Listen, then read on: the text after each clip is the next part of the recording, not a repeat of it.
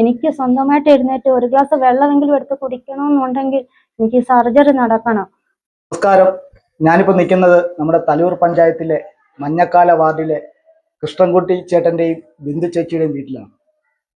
ചേച്ചി കുറെ നാൾ കൊണ്ട് കിടപ്പിലാണ്. അസ്ഥി പൊടിയുന്ന രോഗമാണ് ചേച്ചിക്കുള്ളത്. ചേച്ചി ഇപ്പോൾ തുടർ ചികിത്സയ്ക്ക്, അതായത് 5 ലക്ഷത്തോളം രൂപയാണ് ചേച്ചിയുടെ തുടർ ചികിത്സയ്ക്ക് നമുക്ക് ആവശ്യമുള്ളത്. ഈ ചേട്ടനാണെങ്കിൽ കൂലിപ്പണിക്ക് പോയിട്ടുള്ള വരുമാനം മാത്രമേ വേണ്ട ഈ കാണുന്ന വീടിനുള്ളൂ. 8 വയസ്സും 16 വയസ്സുമുള്ള 2 കൊച്ചു കുട്ടികളാണ് ഇവർക്കുള്ളത്. അപ്പോൾ ഈ ചേച്ചിയുടെ രോഗം എന്ന് വെച്ച് കഴിഞ്ഞാൽ ഇപ്പോൾ നട്ടലിന്റെ അസ്ഥികളുടെ ബോളെല്ലാം ദ്രവിച്ചു പോയിരിക്കുകയാണ്. അത് കരളിനെയും കണ്ണിനെയും ശരീരഭാഗങ്ങളിലെല്ലാം ഇപ്പൊ ആ രോഗം പടർന്നിരിക്കുകയാണ്. അപ്പോൾ നിങ്ങളാൽ കഴിയുന്ന ഒരു സഹായം ഈ ചേച്ചിക്ക്. ഈ ചേട്ടൻ ഒരു കൂലിപ്പണിക്കാരനാണ്, മഴ സമയമാണ്. ചേച്ചിയും കൊണ്ട് നിരന്തരമായി ഹോസ്പിറ്റലിൽ പോകുന്നതിനാൽ ഈ അണ്ണന് കൃത്യമായി ഒരു ജോലിക്ക് പോകാൻ പോലും സാധ്യമല്ല. 1 വർഷക്കാലമായി തിരുവനന്തപുരം മെഡിക്കൽ കോളേജിൽ റൂമാറ്റിക് ആർത്രൈറ്റിസ് അസ്ഥി പൊടിയുന്ന വാദമായിട്ട് ചികിത്സയിലാണ്. ഈ രോഗം എൻ്റെ കരളിനെയും ശ്വാസകോശത്തെയും എൻ്റെ ഹൃദയത്തെയും ഒക്കെ ബാധിച്ചെന്നാണ് ഡോക്ടർമാർ പറയുന്നത്. അപ്പോൾ എനിക്ക് 50% മാത്രമേ ശ്വാസം എടുക്കാനുള്ള ഒരു കപ്പാസിറ്റി ഉള്ളെന്നാണ് ഡോക്ടർ നമുക്ക് പറഞ്ഞിരിക്കുന്നത്.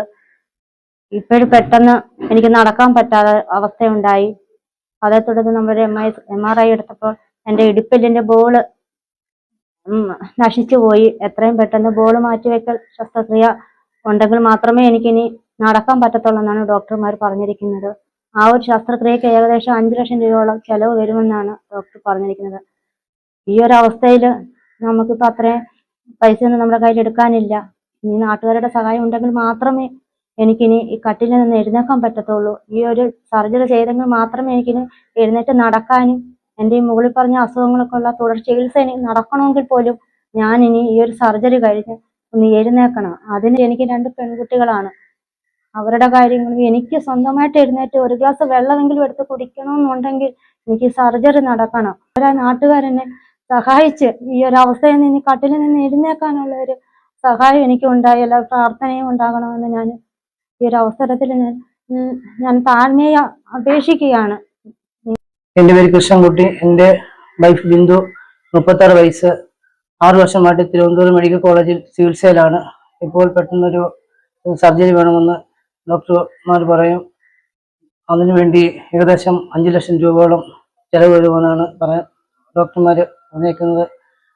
ഇപ്പോൾ സഹായിക്കാനുള്ള സന്മനസ്സുള്ളവർ എത്രയും പെട്ടെന്ന് ഈ വീഡിയോടൊപ്പം ഞാനൊരു നമ്പർ കൊടുക്കുന്നുണ്ട്. ആ നമ്പർ ഇവിടുത്തെ കൃഷ്ണൻകുട്ടി ചേട്ടൻ്റെ നമ്പർ തന്നെയാണ്. അപ്പോൾ ആ നമ്പറിൽ വിളിച്ച് സഹായിക്കാൻ, എന്തെങ്കിലും സഹായിക്കാൻ ആഗ്രഹമുള്ളവർ എന്തെങ്കിലും ഒരു സഹായം ചെയ്യുക. കാര്യം എത്രയും പെട്ടെന്ന് അവർക്കൊരു സർജറി ആവശ്യമാണ്. ആ സർജറിക്കുള്ള പണം 5 ലക്ഷം രൂപയാണ്.